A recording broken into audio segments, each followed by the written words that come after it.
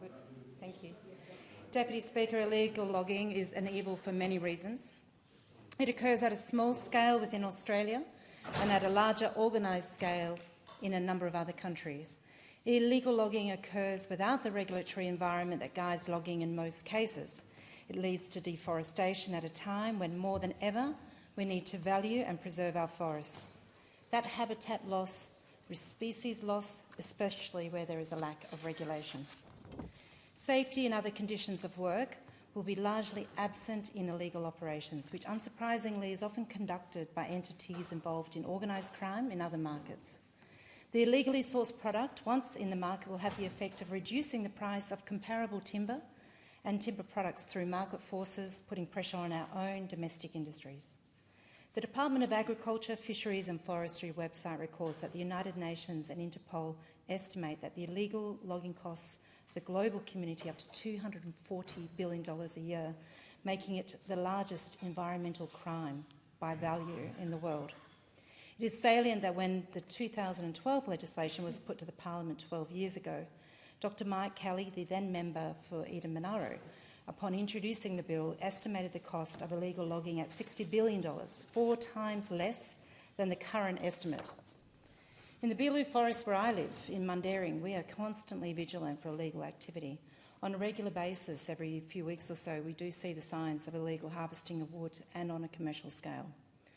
These criminals lead a complete devastation in the forest area because they're not choosing trees selectively. This is not an operation that's done, with science in mind. They just clear fell everything that's in easy reach.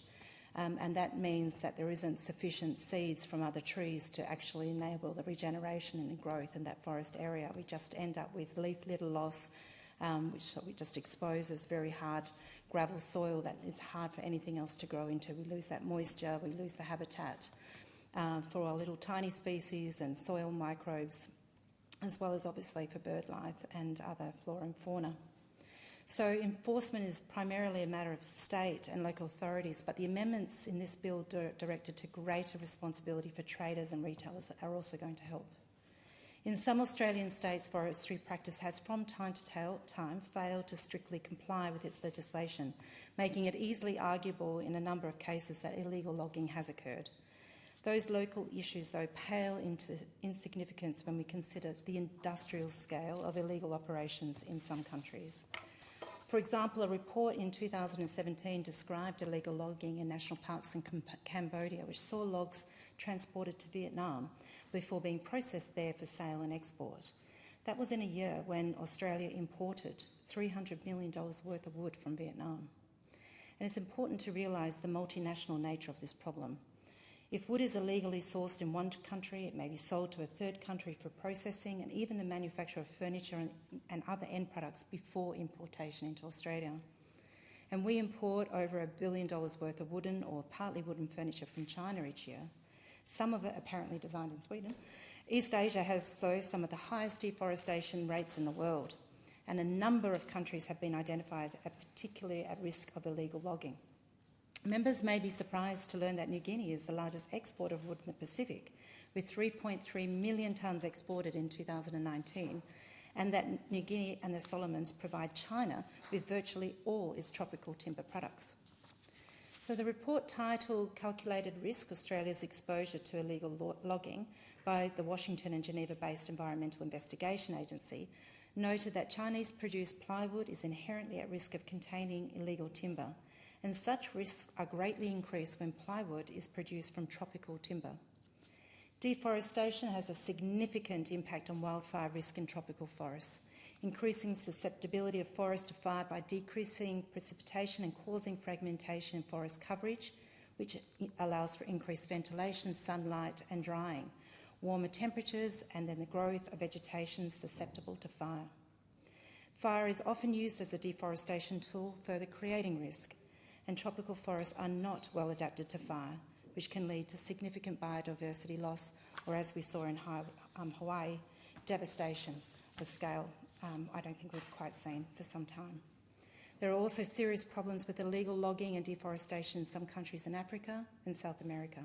So our laws need to be sufficiently robust to deal with the realities of this trade. And in parallel, we need to ensure that regulations made under free trade agreements do not hamper our efforts or the efforts of other countries to stamp out illegal trade. In Australia, we've been active for over a decade in combating illegal logging and promoting the sustainable forestry practice both domestically and internationally. One of the key measures in this regard is the Illegal Logging Prohibition Act of 2012.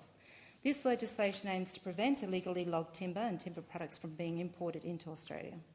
It requires Australian importers of timber products to undertake due diligence to ensure that the timber that they are importing has in fact been legally harvested. This due diligence involves gathering information about the timber's origins, species and compliance with relevant laws and regulations. And of course, importers must also keep their records of their due diligence processes. The Act applies to a wide range of timber products, including sawn timber, wood panels, pulp and paper. It covers both raw timber and processed products. Importers who fail to comply with the requirements of the Act have and do face penalties. In addition to the Illegal Logging Prohibition Act of 2012, Australia is also involved in international efforts to combat illegal logging. For example, Australia is a member of the Forest Law Enforcement, Governance and Trade Initiative, which aims to address illegal logging through measures such as improved forest governance and the implementation of timber legality assurance schemes. And this Prohibition Act has had the positive effect on Australia's timber industry and its efforts to combat illegal logging. The Act has also raised awareness among Australian importers and consumers about the issues of illegal logging and the importance of sourcing timber products from legal and sustainable sources. Importers are now more aware of their responsibilities to ensure that the timber they import complies with the law. And it has led to improved due diligence practices within the timber industry, with importers implementing procedures to gather information about the origin and legality of the timber that they are importing. Some countries too have regulations in place that require importers to attest to the legality of the timber products from a country that does not have illegal logging laws in place. Australia avoids these extra processes and costs to our legislative regime, and we enjoy a strong positive reputation for our products worldwide. So when the current Act was brought into being in 2012, Australia was one of the few countries taking action in this field. The review of the Act by the Department in 2018 noted that the 2012 Act had been used as a legislative model for other jurisdictions and contributed to the global effort to eradicate illegal logging. We have nevertheless since been overtaken in our legislation by the many countries that have followed suit. So, for example, in 2021, the UK government passed their Environment Act, which required businesses to be able to demonstrate not merely due diligence, but a due diligence system in place, which is what this bill does. The 5-year statutory review of the Act in 2018 identified opportunities to strengthen the Act, and these include providing clarity on the type of activities captured, increasing the reach of the laws by broadening the conduct and the products regulated under the Act, providing the Department with more tools and greater flexibility in undertaking compliance activities, facilitating the Department's efficient administration of the Act. And this bill covers those suggestions and brings our legislation more into line with international best practice. Importers are aware that they have responsibilities in this trade. Last year in March, the Department of Agriculture, Fisheries and Forestry fined 14 furniture importers just over $13,000 each for failures to minimise the risk of importing illegally imported timber. A division has been called for in the House. The proceedings are suspended to enable honourable members to attend the division in time, and I call the member for Hasluck in continuation. I commend the officers of the Department of Agriculture, Fisheries and Forestries for their work and their important and sometimes difficult enforcement action. The head of the Compliance and Enforcement section, Peter Thompson, was quoted as stating that still in 2023, up to 10% of timber products entering Australia could be illegally sourced. He emphasised that timber products coming from one country were sometimes manufactured with illegal timber sourced from a third country. In some cases where what we're talking about are a large company or a turnover, I can imagine... Sorry, I'll just start that again. In some cases where we are talking about a large company or turnover, I can imagine that a fine of that size would not be much of a disincentive. Two things that this bill does, though, is to increase the range of offences and that quantum of fines, and also allow the department to name and shame individuals or companies that fail to observe the law.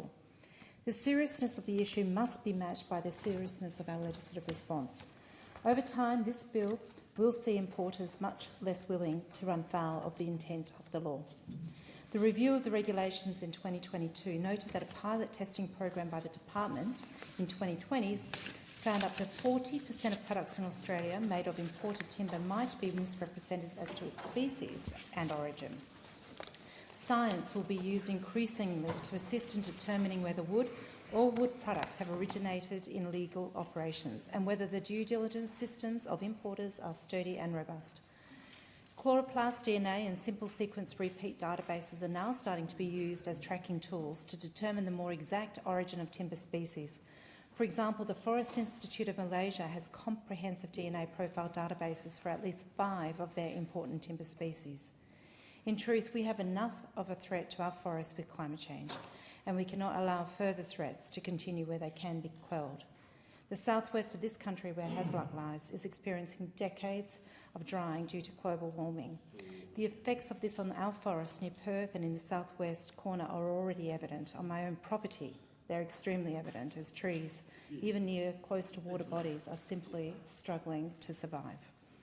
I live in the forest and I see these changes, and I have beehives. So you can see like the micro effects of what's happening and amongst our forests. So the impact of any further deforestation will be compelling.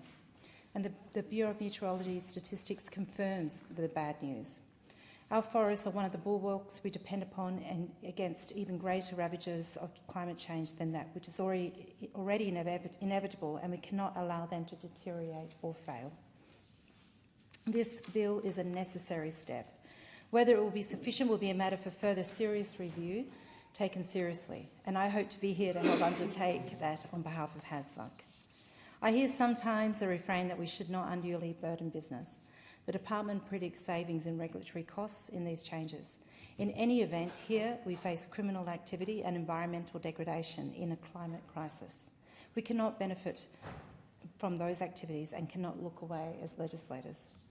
This bill updates the offence and penalty regime, creates additional compliance and enforcement mechanisms, requires a due diligence system to be in place, allows for injunctions and enforceable undertakings, and by so doing implements some recommendations of the statutory review in 2018 and the review of the regulations completed in 2022.